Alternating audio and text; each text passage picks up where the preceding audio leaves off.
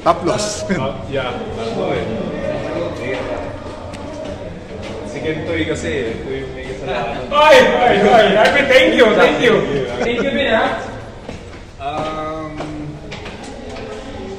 Well, yeah, ano rin eh, credit to Phoenix.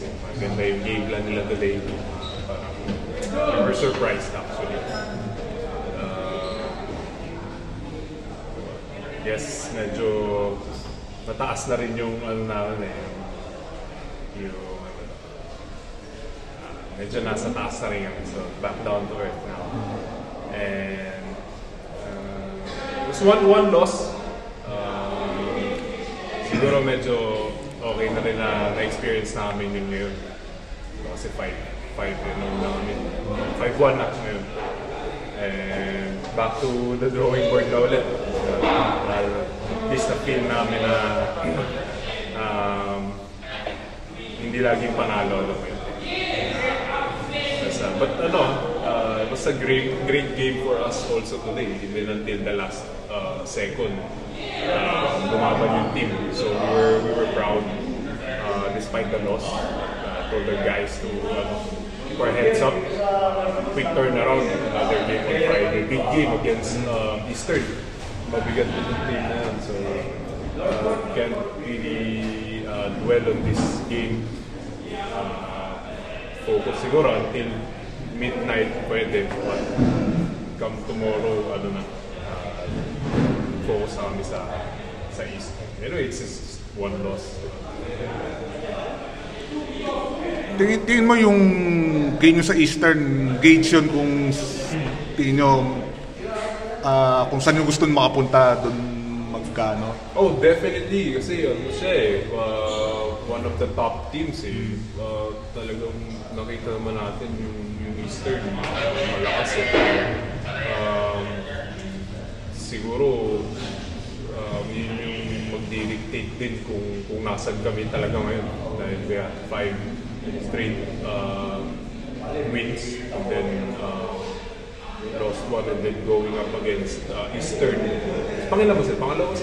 Actually, parang na kayo. Magandang laban, 5-1.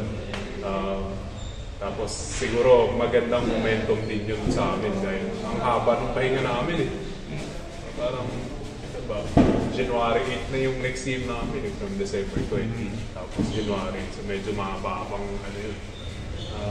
Isip yun ulit kung matalo man kami. For sure we'll be ready on Friday, especially coming off a loss.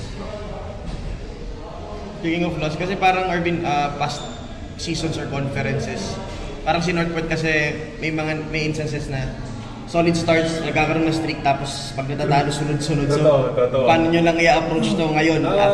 Well, I guess we're matured enough to know that already dahil for the past how many conferences nga, siguro 3 conferences na.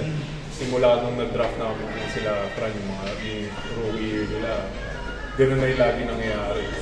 But yeah, we're more experienced now. And like I said, ngayon nga medyo mataas pa rin yung moral ng team dahil nga despite the loss, maganda yung nilaban namin ng gabi. Then I told the guys also we only have 1 day preparation, 1 or 2 days to turn around. So hindi na pwede mag-dwell sa talo ngayon. Lalo ngayon, medyo mabigat actually kung isipin mo kasi 5-0 tapos natalo ka ng isa sa Phoenix na 0-4, diba? So, but I told them na wala masyadong isipin. Yun eh, nangyari. Let's shift our focus na sa next game para at least hindi na masyadong ma-down yung team like before. Ganun puro bata eh. Siyempre pag natalo, talagang dadamdam. Now we're mature. We experienced that before. And hopefully, mas okay yung maging resulta this fall.